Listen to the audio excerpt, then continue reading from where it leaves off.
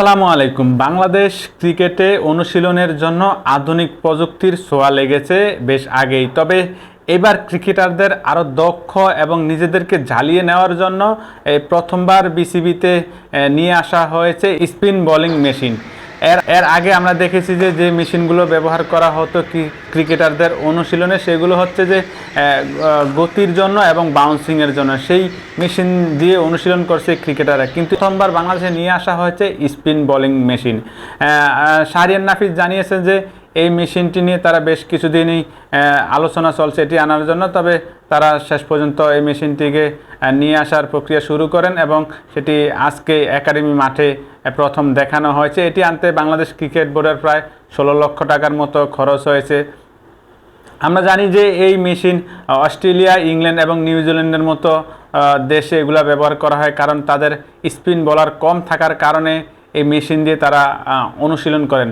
শাহরিয়ার নাফিস আরও জানিয়েছেন যে এই মেশিনটি 3 ধরনের বোলিং করে থাকে, লেগ স্পিন, অফ স্পিন এবং আর্ম বোলিং করে থাকেন। তবে বোলিংয়ের ক্ষেত্রে দেখা গেছে এটার গতি বাড়াতেও পারে আবার কমাতে পারে। এটি দুইভাবে চলে, ম্যানুয়ালি এবং অটো, দুইভাবে এটি চালানো যায়। তবে এই মেশিনটি আনার কারণ হচ্ছে যে বাংলাদেশের যে ক্রিকেটাররা তারা যেন বিশ্বের বড় বড় যে স্পিনাররা আছে তাদের বিপক্ষে প্রস্তুতি নিতে পারে স্পিন বল খেলে। এখানে ধরনের স্পিন বল অনুশীলন করানো হয় এই মেশিন দিয়ে। সেক্ষেত্রে এই মেশিনটি দিয়ে অনুশীলন করলে অন্তত ক্রিকেটাররা বিশ্বের যে বড় বড় স্পিন বলারদের বিপক্ষে খেলতে সুবিধা হবে, এই জন্য বিসিবি এটি নিয়ে আসা হয়েছে। এই মেশিনটি কিন্তু সর্বপ্রথম অস্ট্রেলিয়া এবং ইংল্যান্ডের মধ্যকার অ্যাশেজ সিরিজে সর্বপ্রথম দেখা যায়। তারপর 2009 সালে এই মেশিনটি ইংল্যান্ড ক্রিকেট বোর্ড প্রথম ক্রয় করে এবং সেটার সুফলও কিন্তু যার ক্রিকেটাররা এবং কোচ পেয়েছে, যার কারণে এটা বেশ সুনাম অর্জন করেছে। মূলত যে প্রতিষ্ঠান, যে ব্যক্তি এই মেশিনটি আবিষ্কার করেছে তিনি জানিয়েছেন যাতে ক্রিকেটাররা স্পিনে ভালো পারদর্শী অনুশীলন করতে পারে, সেই জন্য এই মেশিনটি তারা তৈরি করেছে। তবে মেশিনটি কিন্তু অস্ট্রেলিয়া, নিউজিল্যান্ড এবং ইংল্যান্ডের মতো দেশে বেশ সুনাম অর্জন করেছে। মেশিনটি দিয়ে অনুশীলন করার কারণে ক্রিকেটাররা কিন্তু স্পিনার বোলারদের বিপক্ষে নিজেদেরকে প্রস্তুত করতে পারবে।